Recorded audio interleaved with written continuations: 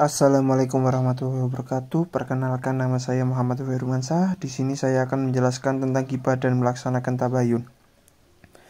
Yang pertama yakni menghindari ghibah. Islam sangat melarang adanya perilaku ghibah.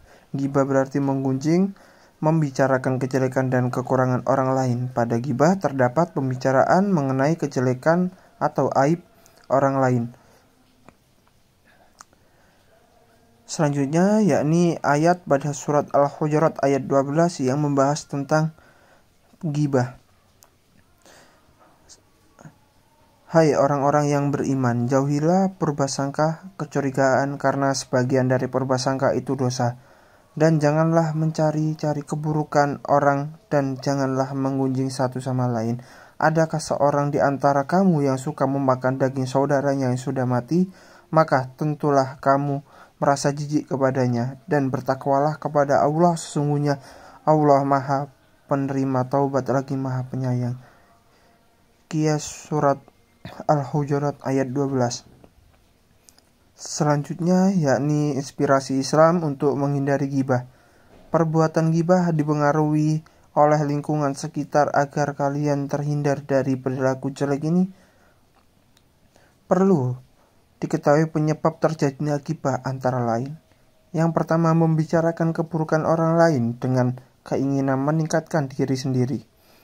Yang kedua, yakni sikap iri terhadap keberhasilan dan kesuksesan orang lain. Yang ketiga, yakni sikap egois yang cenderung merendahkan orang lain. Yang keempat, balas dendam terhadap orang lain atas perilaku terhadap dirinya.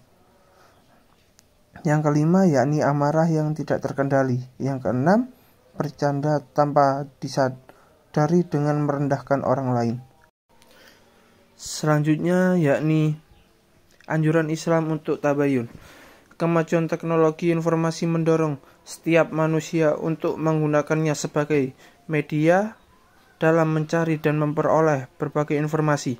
Setiap orang harus mampu memilih dan memilah serta kritis terhadap setiap informasi. Dalam hal ini, sikap tabayun menjadi hal penting untuk dijadikan pegangan.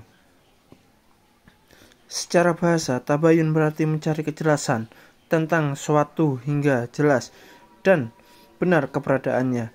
Adapun menurut istilah, tabayun adalah proses yang dilakukan untuk meneliti dan menyeleksi berita dengan sikap tidak tergesa-gesa dalam memutuskan sehingga permasalahan menjadi jelas dan benar. Tabayun sangat penting untuk memeriksa kebenaran informasi atau berita dengan teliti. Selanjutnya yakni ayat Al-Quran yang menjelaskan tentang tabayun yang terletak pada surat Al-Hujurat ayat 6 yang berarti, wahai orang-orang yang beriman, jika seorang yang fasik datang kepadamu membawa suatu berita, maka telitilah kebenarannya, agar kamu tidak mencelakakan suatu kaum karena kebodohan, kecerobohan yang akhirnya kamu menyesali perbuatanmu itu. Qiyas Al-Hujurat ayat 6. Selanjutnya yakni tabayun pada informasi media sosial. Setelah kalian memahami tentang tabayun, bagaimana cara agar informasi yang diterima itu jelas, berikut ini adalah beberapa teknik yang bisa digunakan. Yang pertama, sumber informasi dipastikan dengan jelas, benar. Hal ini dapat dilakukan dengan melihat kompetensi sumber yang dirujuk. Apakah ia memiliki kompetensi untuk menyampaikan informasi yang benar? Selanjutnya yakni pastikan isi informasi kebenaran.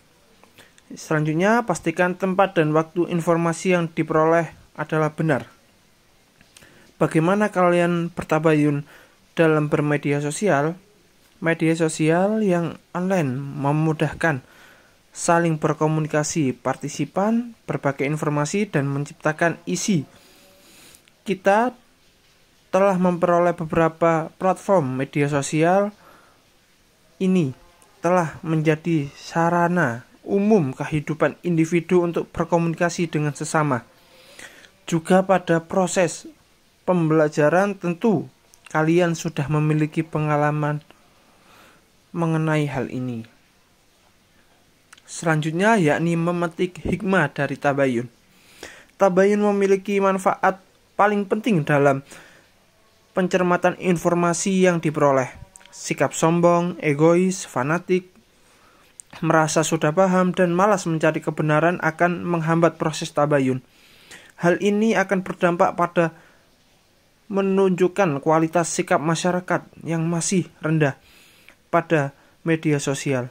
Sering ditemukan tulisan atau pernyataan yang secara jelas bernada saling celah, ejek, prasangka buruk, dan menggunjing akan permasalahan yang berawal dari kurangnya sikap tabayun.